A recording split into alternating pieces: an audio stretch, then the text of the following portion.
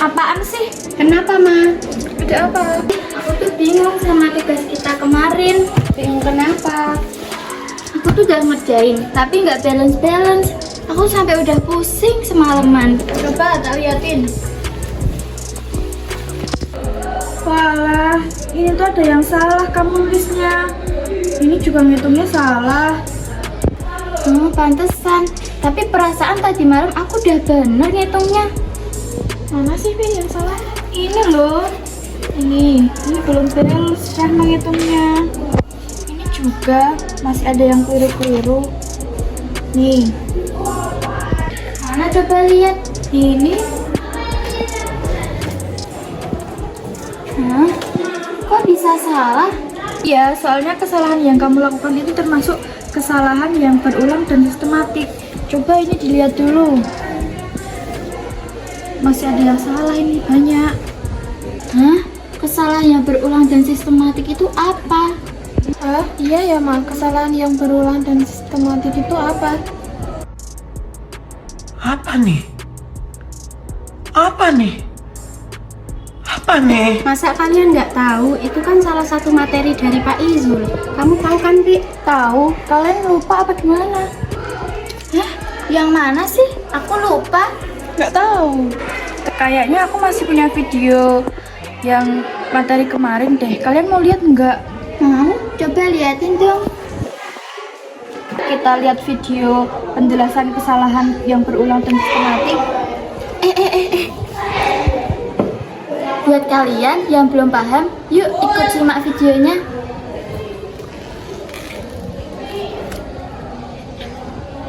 Three, two, one, go! Hai semuanya, Assalamualaikum warahmatullahi wabarakatuh. Selamat datang di channel Nela Karisma.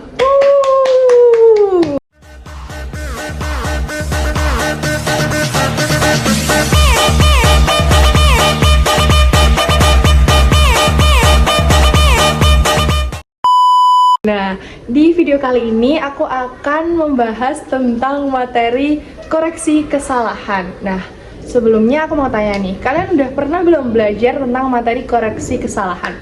Ada yang sudah pernah? Nah, kalau kalian belum paham betul atau belum pernah sama sekali belajar mengenai koreksi kesalahan, yuk simak baik-baik video berikut ini. Nah, sebelum aku ngasih tahu kalian tentang apa itu koreksi kesalahan, nantinya materi koreksi kesalahan ini akan dibantu oleh beberapa teman-teman saya yang membantu menjelaskan mengenai materi koreksi kesalahan. Oke? Oke teman-teman, langsung aja kita akan membahas materi mengenai koreksi kesalahan. Sebelum kita masuk mengenai pengertiannya, ada yang sudah tahu belum apa itu koreksi kesalahan? Nggak tahu. Nah, koreksi kesalahan adalah tindakan pembetulan secara akuntansi pada akun yang tersaji dalam laporan keuangan agar laporan keuangan itu tersusun dengan seharusnya. Nah, teman-teman, perlu kalian ketahui bahwa koreksi kesalahan itu dilakukan saat seorang penyaji laporan keuangan itu melakukan kesalahan. Nah, kesalahan ini timbul dari yang pertama, kesalahan dalam pencatatan standar dan kebijakan akuntansi. Yang kedua yaitu kesalahan karena kecurangan dan kelalaian. Yang ketiga yaitu kesalahan karena perhitungan matematikanya. Teman-teman, perlu kalian ketahui bahwa koreksi kesalahan itu harus dilaporkan pada catatan atas laporan keuangan setelah kalian melakukan koreksi kesalahan. Itu tadi merupakan pengertian dari koreksi kesalahan. Perlu kalian ketahui bahwasanya koreksi kesalahan dikelompokkan menjadi dua, yaitu yang pertama ada kesalahan yang tidak berulang. Kemudian yang kedua yaitu ada kesalahan yang berulang dan sistematik. Kita bahas satu-satu ya. Koreksi kesalahan yang tidak berulang dikelompokkan menjadi dua, yaitu yang pertama ada koreksi kesalahan yang tidak berulang pada periode berjalan, kemudian yang kedua ada koreksi kesalahan yang tidak berulang pada periode berjalan. Koreksi kesalahan yang tidak berulang ini harus segera dikoreksi apabila sudah ditemukan kesalahan letaknya ada di mana. kesalahan yang berulang dan sistematis. Kesalahan yang berulang dan sistematis adalah kesalahan yang datangnya dari sifat alamiah, yaitu normal, dari jenis-jenis transaksi yang diperkirakan akan terus terjadi. Nah, perlu kalian ketahui, di kesalahan yang berulang dan sistematis, apabila terjadi kesalahan tidak memerlukan koreksi, melainkan langsung ditulis saat kita melakukan penjurnalan pengeluaran kas. Nah, contoh dari kesalahan yang berulang dan sistematik adalah saat wajib pajak membayar pajak, kemudian dilakukan koreksi, wajib pajak harus melakukan tambahan pembayaran atas pajak yang dibayarkan. Seperti itu teman-teman. Sudah paham apa itu kesalahan yang berulang dan sistematik dan apa itu kesalahan yang tidak berulang? Setelah kita membahas tentang klasifikasi kesalahan, kita akan membahas macam-macam kesalahan yang terjadi pada satuan kerja yang akan dijelaskan oleh teman saya. Terima kasih. Yang selanjutnya adalah macam-macam koreksi kesalahan pada satuan kerja.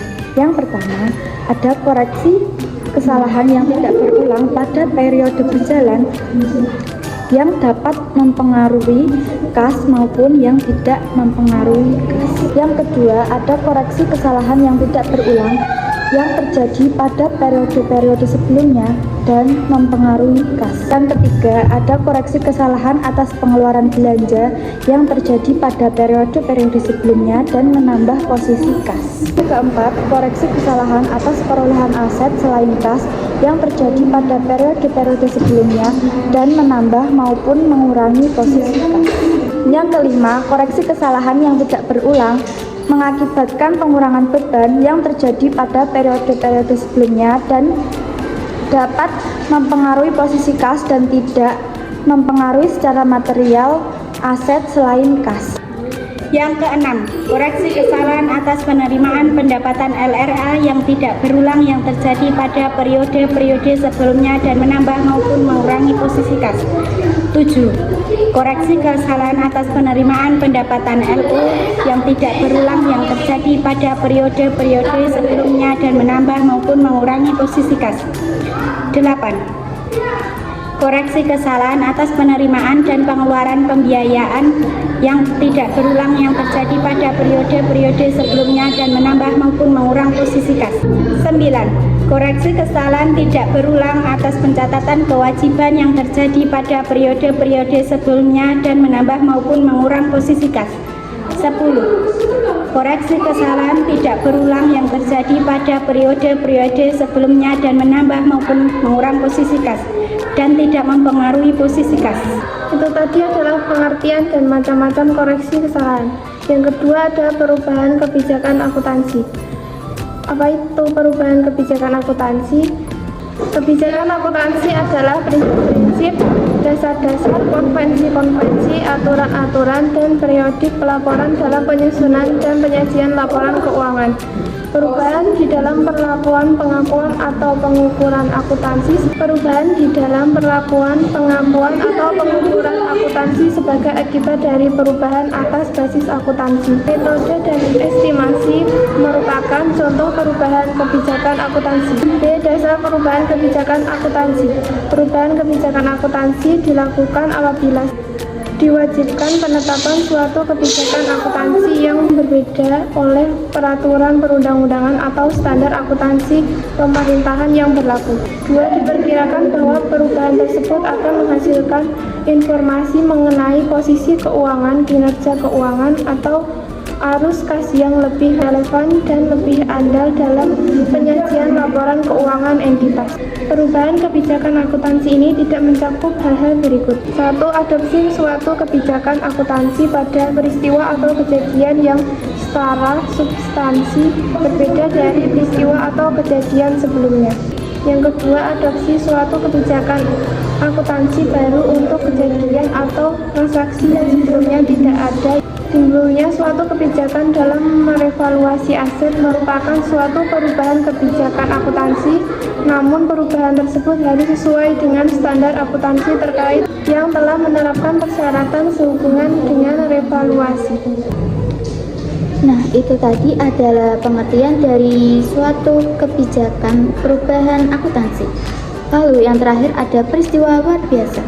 Peristiwa luar biasa adalah kejadian atau suatu transaksi yang jelas berbeda dari aktivitas biasanya atau normal suatu entitas yang karenanya tidak diharapkan terjadi suatu di luar kendali yang dapat memiliki dampak yang signifikan terhadap suatu posisi aset atau kewajiban. Peristiwa luar biasa memiliki beberapa kriteria yang harus dipenuhi. Yang pertama, tidak merupakan kegiatan normal dari suatu entitas. Yang kedua, tidak diharapkan terjadi dan diharapkan tidak terjadi berulang. Yang ketiga, berada di luar kendali atau pengaruh dari suatu entitas. Yang keempat, memiliki dampak yang signifikan terhadap realisasi anggaran atau perubahan posisi aset kewajiban. Dalam akuntansi, koreksi kesalahan, perubahan kebijakan, serta peristiwa luar biasa memiliki dokumen yang digunakan sebagai sumber. Dokumen yang pertama yaitu Peraturan Kepala Daerah tentang Peraturan Akuntansi Pemerintah Daerah. Lalu yang kedua ada bukti memorial atau dokumen yang dipersamakan. Yang terakhir ada SP2D. Nah, itu tadi merupakan penjelasan singkat mengenai materi koreksi kesalahan. Gimana teman-teman? Sudah paham kan? Ngerti sekarang? Ngerti dong, masa nggak ngerti? Oke, cukup sekian video pembelajaran kali ini. Jangan lupa like, komen, dan subscribe kalau kalian suka video pembelajaran kali ini. Terima kasih. Dadah! Teman-teman.